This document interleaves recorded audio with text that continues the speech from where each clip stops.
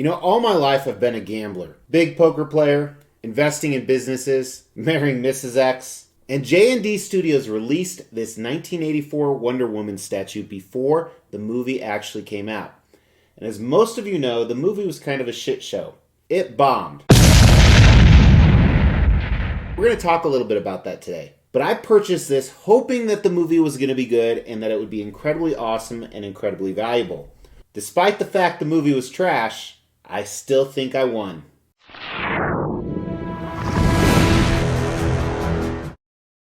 As the Extreme channel is pushing towards 50,000 subscribers, these are just a few of the statues we're giving away on the journey there. If you want to know how to win one, stay tuned for later in the video. Thanks for tuning into the Extreme channel. Today we're reviewing the JND Studios 1/3 scale gold armored Wonder Woman as portrayed by Gal Gadot in Wonder Woman 1984. Whew. So very excited to have this piece, and I gotta say guys, I'm gonna let you know right out of the gate here, this is probably one of the most impressive pieces I have seen in person. And when I say that, I mean I saw it on pictures and video, but then when it's actually in front of you, it does so much justice for the piece. And I would say that's true of most collectible statues, but this one may be the #1 of all time. Now, as I said in the intro, I purchased this hoping the movie was going to be good. Then I eventually saw the movie, and I was not a fan at all. Now, I did see the movie a second time recently in anticipation of her arriving. I gotta say, I did like the movie a little bit better the second time. I really enjoyed Cheetah, played by Kristen Wiig. I loved how we saw her in a kind of a different type of role and how her character developed, and then Cheetah was kind of badass. I really liked Wonder Woman and a lot of the action. I just didn't like Max Lord, despite the comic references. And I didn't like how her dead boyfriend came back to life in someone else's body. Those were overly corny, and I think they just ruined the movie. But like I said, I did like it better the second time. And I love Gal Gadot as Wonder Woman. You know, I used to call her Gal Gadot. Then she told me one night that the T is actually pronounced as just kind of a soft T. So JND Studio made this, and they're kind of new to the game, and they are making what they call Hyperreal statues. So 1/3 scale for the most part, which is this size, means a real-life version of her would be 3 times larger. And they use silicone for the skin and real hair, which makes it look hyper-real. And they've been doing a ton of DC characters from the DC universe, or the movie part of DC Comics. Now this is the only piece I've ordered, but I've been really tempted to get their Arthur Fleck that you see right here. And I did have their Catwoman on order, but there was a problem with my payment, so it got canceled. And now that I have this in hand, I'm really regretting not getting that Catwoman because it would go fantastic with my collection. But after opening this, I gotta let you know right now, I am sold on JND Studios. One thing I really don't like about a lot of their characters is all the mixed media. So that's when we talk about the clothing and other parts of it, it's usually actual fabric. Now thankfully, as you see, because she's wearing the gold-plated armor, she doesn't really have that. And we're going to talk about that when we get to the design aspect of the statue. But the more I look at this, the more I'm impressed. And it's not going to be surprising. I'm guessing this is going to get some fantastic scores in the Extreme review today. But man, this is just breathtaking no matter how good the movie was. And let's talk about some of those reasons, starting with concept. And you know, the funny part about that is, this is one of what I originally thought was one of the weaker points for JND Studios, is I thought their concepts were kind of boring. However, I see what they were going for now, and that's what we're going to talk about. So JND is really about museum-style pieces. And I've never been a fan of museum style. I like a more elaborate, I like more creative bases, I like action poses, but man, this is impressive. So the museum style base they have on the bottom here is very similar to a lot of their pieces, completely black, has the logo etched out in black on the front, says WW84. And usually I'm not a fan of that, but because this is so museum-y like, and when I say museum, I think something that would actually belong in a museum. The top of the base is very plain. It's this white marble, and we'll look at that during the paint and sculpt. And she's standing there in what we call museum pose, kind of like she's posing for a picture. She's ready for action. And what I really like about this, so they took the armor, which wasn't widely used in the movie. It was used during the main fight sequence in the end, and it was pretty cool, to be honest with you. It's not too shiny. It looks really, really good on her. Now, I do have a lot of spotlights on this. You see the lasso of truth on the side, and she has this curved back. Now, what's interesting is this is kind of a Gal Gadot pose. I feel like I've seen this a lot in the movie, and I think that adds more to the likeness. As we move up the armor, you see her portrait. And it is phenomenal, guys. This is so spot on. There's a few angles where I would say the likeness is maybe 90%, 95%, but for the most part, most angles, it is absolutely 100%. And I think it's more apparent in real life than it is on video and pictures, possibly even what you're looking at now. So I think they did an amazing job. I could see getting this entire line. You would have all of the DC movies from Heath Ledger Joker, Batman the Dark Knight, to Arthur Fleck, in 1/3 scale next to each other. I think it would be a phenomenal looking display. I don't think I've ever given a museum base boring concept a 5 out of 5, but I am on this one. I am so incredibly impressed. Now, design is fairly simplistic because there really wasn't a lot for them to do. There's no switch outs, anything like that. We're going to look at the unboxing and assembly, which went really well. And let me measure it here for you. The bottom part of the base, so the widest point is right at 12 inches, and the deepest part is going to be the same. I believe it's symmetrical. Yep. And she is just under 27 inches with the base. Without the base, you're looking at 24 inches. And again, that insinuates that she's 72 inches tall, which is 6 feet, which I would have to look up, but I think she is a taller female. Speaking of which, I've never been with a taller female. I'm almost 6'3". Most people don't know that, but I would fucking love that. So now let's look at the unboxing and assembly. My first JND box, and it honestly was pretty fancy. I would almost go as far to say that they kind of gave it the gold treatment right here. The box was harder to get off than an XM Studio box, which is impressive, but packaged very similarly with straps and white foam. I said foam. Now see this COA right here is kind of cool. It's kind of etched in and you can only see it from certain lights. This is the first layer, had the body, the legs, and the shoulder pads. And then the second layer had the base and a few additional pieces.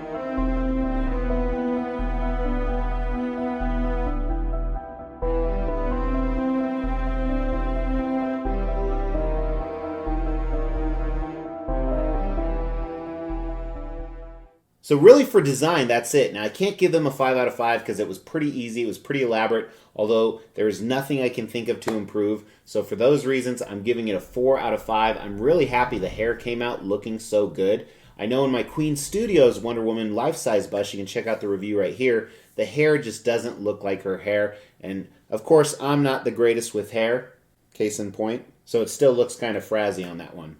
Now we're going to dive into the paint and sculpt. And as a spoiler, guys, I don't want to say unbeatable, but that's the word I want to use. So take a look. Now, the risk you have when you go more simple on the concept and design like we talked about is you better do everything right. And honestly, I think they did. So the Black Museum base here still has a little bit of dust on it, but very sleek. I like the color they chose. It's not too shiny and it's not too matte. And you're going to see that in the armor as well. The logo looks cool. I really like that design. Again, a lot of dust on it from the packaging, which that's one of the disadvantages you'll have. But it looks sleek, looks classy. And so does this marble type floor with the streaks in it. So kind of an off-white with almost strands of gray and black to give it a little bit of variance. Now I have noticed with some of their new pieces, they're doing a little bit more elaborate, but still keeping it simple, so I like that. I wish maybe they would have upgraded that a little bit, but what they did here regarding paint and sculpt is really nice. Now on our uniform, you have a few different layers. So kind of down here, kind of the boot, the non-armored part, and it's not too much gold. They did all these different shades to really help mix it up, but you see the folds and creases in there, so it looks like actual clothing, fully sculpted. And even I would call this the chainmail underneath the outer plates here. Looks great. Has this cool design in it. I think they did a really nice job on that. Here's the ass shot for the people that enjoy that. And I think her anatomy is fantastic. I think they did a really nice job. Very realistic take on the anatomy. And I love all the, almost looks like Wonder Woman symbols throughout this armor. Now I do have some major spotlights on this to kind of give it a shine. And then the outer plating looks excellent as well. Again, it's not too gold, not too shiny. I mean, this is with 3 huge spotlights on it. That's why you see the reflections, so you normally wouldn't. I need to dust it off because there is still some more packaging dust on there. But it looks really, really good.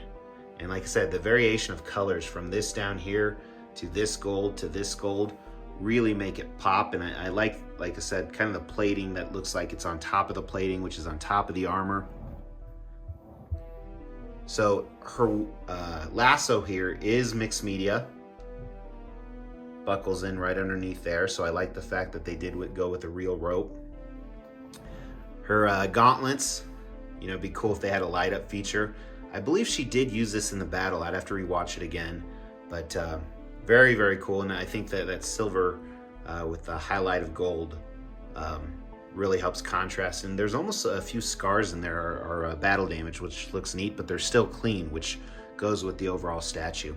Her hands look fantastic. Again, they're made of silicone, so medical grade silicone. Look like real hands. The bandages they have wrapped around them look amazing. That's also silicone. So this is rubbery to the touch. Move up to her hair. Nice lush full hair with the curls in the back. And again, really happy this came out of the package like this. Looks great, the different strands, and look where they're rooted in. That is absolutely amazing.